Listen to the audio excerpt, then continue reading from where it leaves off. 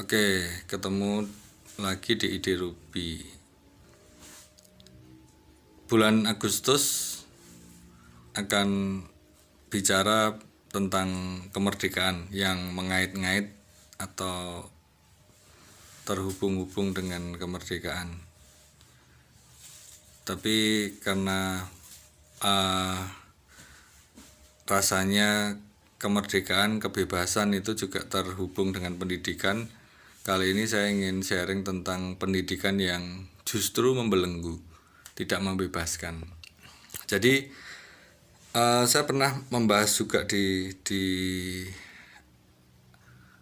konten saya yang terdahulu banget tentang pilihan ya. Jadi orang kalau memilih itu biasanya susah. Misalnya aja mau makan di mana gitu, pilihannya susah, terserah gitu. Kalau dalam kelompok itu biasanya akan susah, dan salah satu yang menentukan atau orangnya itu aja yang menentukan, walaupun dia sebenarnya bukan pemimpin gengnya, pemimpin kelompoknya, tapi biasanya yang mau menentukan ya itu yang akhirnya diikutin gitu ya. Walaupun seringkali juga banyak komplain gitu ya, komplain ini itu dan seterusnya. Nah, itu hubungannya dengan pilihan, kebebasan, dan pendidikan apa? Begini, dalam pendidikan formal di Indonesia itu anak-anak dimulai dengan rutinitas yang sama. Masuk sekolah jam berapa, pulang sekolah jam berapa, istirahat jam berapa, belajarnya apa, bahkan mulai dari PAUD. Selain itu kemudian juga ada baju seragam. Hari ini pakainya ini, hari besok pakainya apa, dan seterusnya, itu semuanya sama. Nah, anak-anak yang sebelum sekolah itu sebenarnya punya pemikiran yang bebas. Artinya dia mungkin punya baju-baju favorit, punya kaos favorit, ya dia pakainya baju itu. Bahkan seringkali anak-anak kecil itu baju kesukaannya akan malam dipakai, pagi dicuci, kering, sore dipakai lagi gitu ya. Nah, itulah anak-anak begitu. Tapi di sekolah dia diajarkan untuk disiplin, pakai seragam yang sama. Nah, terus berlanjut PAUD, TK, SD, SMP, SMA atau SMK. Sampai di situ biasanya terus-menerus ada seragam, masuk jam berapa, pulang jam berapa, jadwalnya apa, keseragaman, kedisiplinan terus di terus terjadi gitu ya. Walaupun saya tidak menyatakan seragam itu nggak baik atau kedisiplinan nggak baik, bukan, tapi artinya pola yang dipakai hanya itu, rasanya hanya itu. Atau kalaupun misalnya ada kebebasan, ada demokrasi, itu sedikit sekali, porsinya pasti sangat sedikit dibanding dengan yang tadi saya sebutkan. Nah, lama kelamaan akhirnya terbentuklah pola yang seragam, terbentuklah pola yang begitu-begitu saja. Sehingga saat menentukan keputusan, mengambil keputusan, ya tidak terbiasa aja. Dalam komunikasi juga biasanya searah, top down gitu ya, guru ngasih tahu, terus kemudian murid tinggal melaksanakan. Itu terjadi begitu sepanjang waktu. Jadi kalau dihitung SD 6 tahun, SMP 3 tahun, SMA 3 tahun, itu aja udah 12 tahun. 12 tahun artinya kalau dia 12 tahun dan mulai, kalau dihitung sampai TK juga, TK 2 tahun gitu ya, 12, 14 tambah setahun PAUD, 15 tahun. Nah, 15 tahun ini padahal dia berarti masuk PAUD itu umur 3 tahun gitu ya, 3 atau 4 tahun ya, 4, 5, 6, 7 masuk SD gitu ya. Nah, tadi 15 tahun dimulai dari 3 tahun, berarti kan seluruh hidupnya yang mulai dia punya kesadaran sebagai manusia itu dia sudah disekolahkan, kemudian sudah diseragamkan segala macam. Sehingga yang menurut saya membelenggu itu bukan belenggu yang terus menekan atau mengungkung bener-bener kayak gitu, tapi belenggu pemikiran ya. Jadi kalau pernah ada cerita yang gajah itu sejak kecil dirantai dan dia kemudian tidak bisa lepas dari rantai itu, dia kemudian hanya diikat tali jerami yang nggak begitu kuat saat dewasanya, tapi begitu dia kerasa ada ikatan di talinya, dia sudah berpikir bahwa itu nggak akan bisa lepas, jadi dia udah nggak akan bisa melepaskan diri dan tidak berusaha juga karena dalam pemikiran yang tertanam dalam otaknya sudah kalau ada tali di situ dia mau berusaha seperti apapun nggak bisa lepas kayak gitu. Nah, rasanya belenggu ini juga menghinggapi manusia itu ya. Mungkin juga nggak hanya manusia Indonesia saja, cuman yang saya tahu dari pengalaman-pengalaman itu seperti itu. Jadi kalau misalnya orang disuruh bebas itu biasanya malah apa nggak bisa itu ya menentukan kebebasannya apa. Jadi oh ya sudah saya ikut kelompok ini, ikut geng ini, ikut jalur ini, ikut klub ini begitu. Karena memang dia tidak terbiasa untuk membebaskan mau apa, pengen apa itu bebas gitu tuh hampir hampir nggak dilatih gitu ya dalam kehidupannya. Kalaupun dilatih ya itu hanya latihan saja. Padahal kan latihan itu menurut saya tidak akan bisa berhasil kalau tidak dihidupi. Sedangkan tanpa disadari keseragaman dan keterkungkungan itu tadi sebenarnya tanpa disadari itu terjadi setiap hari berulang dalam 15 atau 12 tahun tadi. Nah, menurut saya itulah yang bagi saya di bulan Agustus, bulan kemerdekaan ini kita perlu memikirkan apakah pendidikan kita itu memang masih akan bertahan dengan model pendidikan yang seperti ini, model pendidikan yang tidak merdeka. Nah, sebenarnya sudah ada alternatif dari kementerian bahwa ada Merdeka Belajar. Cuman rasanya Merdeka Belajar ini tidak akan bisa benar-benar diimplementasikan kalau orang-orang yang di dalamnya adalah orang-orang yang memang nggak merdeka. Jadi orang-orang yang nggak merdeka belajar ya secara pemikiran sudah terbelenggu oleh ya sudah pendidikan yang benar itu kayak gini.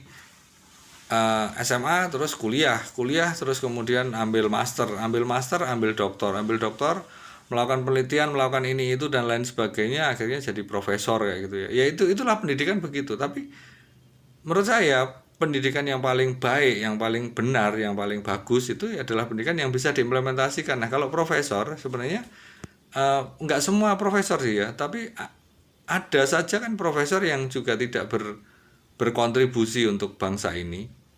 Bahkan kok jangankan ngomong bangsa, mungkin di alma maternya, mungkin di lingkungannya itu aja mungkin juga ada profesor yang tidak berkontribusi, tapi hidupnya dibiayai oleh negara, oleh rakyat yang tidak sepinter dia dalam ukuran standar yang dia tentukan atau yang sudah ditentukan selama ini oleh akademi, oleh universitas, oleh pemerintah dan oleh dunia bahkan gitu ya. Nah, makanya yang menurut saya perlu dipikirkan, bahkan ini pemerintah yang mikir, Merdeka Belajar itu benar-benar harus merdeka.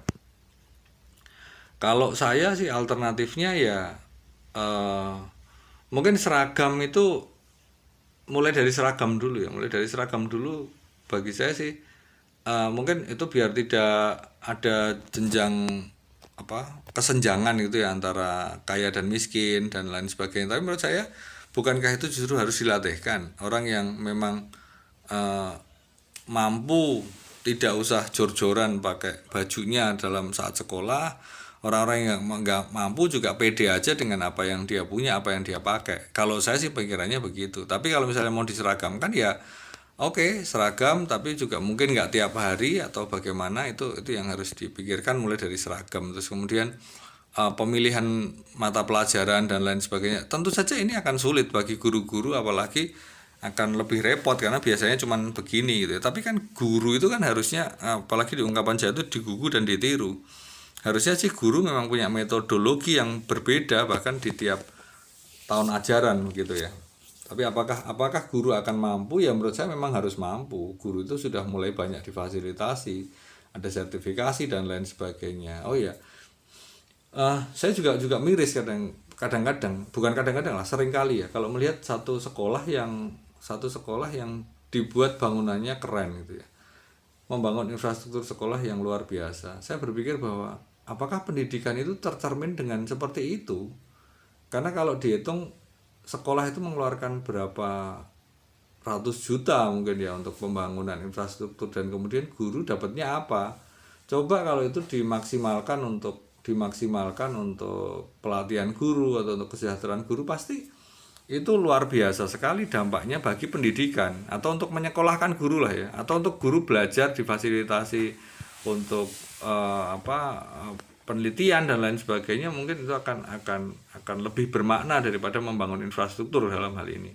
Karena saya pikir waktu pandemi kemarin ya, misalnya ada satu tempat kampus gitu yang itu kosong sepanjang hari, atau misalnya ada tempat ibadah gitu ya, katakan gereja lah, gereja itu dipakai Sabtu Minggu paling ya.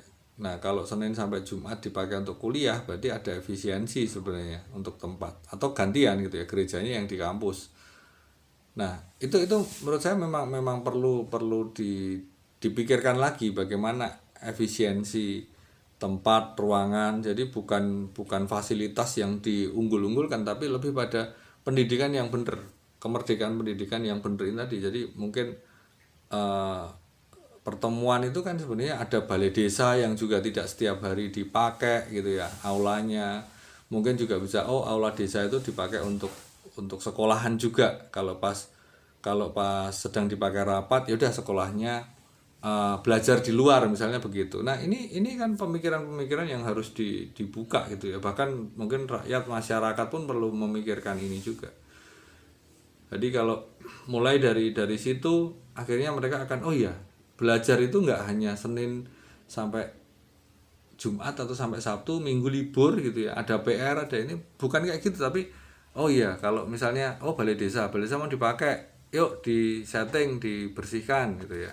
Kelas 1 belajarnya ini, kelas 2 belajarnya ini, nanti jam sekian sampai jam sekian kelas 1 belajar, jam sekian sampai sekian. Nah, ini sebenarnya kalau misalnya ada kepala desa yang cerdas itu ya, terus mulai memikirkan dari situ bahwa sekolah di sekitarnya dibuat seperti ini gitu ya. Nah, menurut saya itulah merdeka belajar. Nah, konsep-konsep ini mungkin nanti di konten yang berikutnya akan saya detailkan gitu ya. Jadi misalnya desa merdeka belajar kayak gitu. Terus kemudian nanti bisa dikembangkan sehingga murid-muridnya juga lebih merdeka lagi, sehingga kedepannya akan kebebasan yang bukan kebebasan saja, tapi kemampuan berpikir itu akan membebaskan dari belenggu apa yang sudah ada. Jadi saya pikir kalau misalnya Indonesia ini merdeka sudah 77 tahun gitu ya, banyak profesor pula, tapi kok rasanya nggak maju-maju. Bukan hanya maju masalah infrastruktur dan fasilitas saja, tapi dalam hal berpikirnya gitu. Jadi kalau menurut saya profesor itu ya nggak bisa hanya diam di kampus, tapi juga harus ada yang diimplementasikan. Jadi negara harus berpikir ulang gitu ya, bahwa apa sih difasilitasi untuk profesor, berapa sih tunjangan profesor kayak gitu ya. Kalau misalnya tunjangannya terlalu besar tapi tidak ada kontribusi ya jangan dilanjutkan gitu. Kalau misalnya profesor secara internasional harus bikin jurnal ini itu, oke, itu silahkan dipenuhi sebagai jalur profesionalitasnya dia juga gitu. Tapi negara juga harus menuntut juga kalau menurut saya ya. Jadi negara menuntut, oke, kamu berkontribusi apa? Kalau kontribusinya juga cuma ngajar, ya itu ngapain gitu loh. Harusnya dia berkontribusi, berkarya. Jadi misalnya profesor teknik gitu ya, oke, bikin jembatan atau bikin model baru, metode baru kayak gitu. Nah itu baru, walaupun dia tetap dia ngajar juga, tapi dia juga harus melakukan, entah itu namanya pengabdian masyarakat atau apa, itu yang real gitu ya. Bukan hanya tulisan, bukan hanya ini, dan bukan hanya penelitian yang bahkan mungkin juga abal-abal juga. Kalau dihitung negara yang membiayai profesor yang tidak berkontribusi, itu kan kayak tadi sekolah yang bangun infrastruktur kan. Infrastruktur itu nggak berkontribusi sebenarnya dalam pendidikan anak, kecuali hanya bangga aja sekolahnya bagus gitu ya. Tapi apakah dalamnya juga selalu bagus? Saya jamin tidak selalu. Sekolah yang buruk tampilannya belum tentu menghasilkan murid yang nggak baik, nggak berkualitas. Juga sebaliknya, sekolah yang bagus belum tentu juga menghasilkan murid yang berkualitas. Jadi saya rasa sampai sini dulu. Saya akan melanjutkan dengan ide mungkin memang akan ada bergesekan atau bersinggungan antara kemerdekaan dan pendidikan, karena ide saya atau pemikiran saya punya satu istilahnya hipotesis atau apa itu, bahwa pendidikan itu justru membuat kita tidak bebas, kita terbelenggu, kita terkungkung gitu ya, secara ideologi. Jadi sampai di sini dulu, semoga saya juga semakin bebas menentukan waktu untuk berpendapat, bikin video tentang kebebasan itu sendiri. Terima kasih, ketemu lagi lain kali di Ide Ruby, Ide RP, Ide Ruby Prasetyo.